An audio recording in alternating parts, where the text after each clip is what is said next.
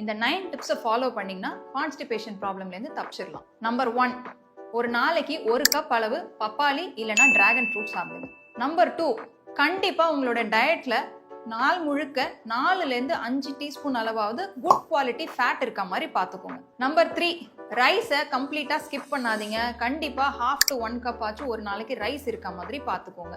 Number 4, வாழைத்தண்டு இல்லைன்னா beetroot இல்லைன்னா கீரை இது 3த்துல ஏதாச்சும் ஒன்னாவது டெய்லி லஞ்ச்ல இருக்க மாதிரி பார்த்துக்கோங்க. நம்பர் 5, ஃப்ளூயிட் இன்டேக்கை 3 லிட்டர் அளவாவது ஒரு நாள் முழுக்க இருக்க மாதிரி பார்த்துக்கோங்க. நம்பர் 6, ஒரு 1/2 லிட்டர் அளவு தண்ணியை கொஞ்சம் வார்மா காலையில் எழுந்த உடனே ஸ்குவாட் பொசிஷன்ல உட்காந்து குடிச்சு பாருங்க, ரிலீஃப் கண்டிப்பா இருக்கும். நம்பர் 7, நாள் முழுக்க உடம்புக்கு சின்ன அளவுலயாவது மூவ்மெண்ட் இருக்க மாதிரி பார்த்துக்கோங்க. ரொம்ப நேரம் ஒரே இடத்துல இருந்தாலும் மலச்சிக்கல் ஏற்படும். நம்பர் 8, உங்களோட ஸ்லீப் வேக் சைக்கிள்ல மோர் ஆர் லெஸ் ஒரே மாதிரி எல்லா நாள்லயும் மெயின்டைன் பண்ணீங்கன்னா உங்க உடம்பு கன்ஃபியூஸ் ஆகாது. அப்போ பவல் மூவ்மெண்ட்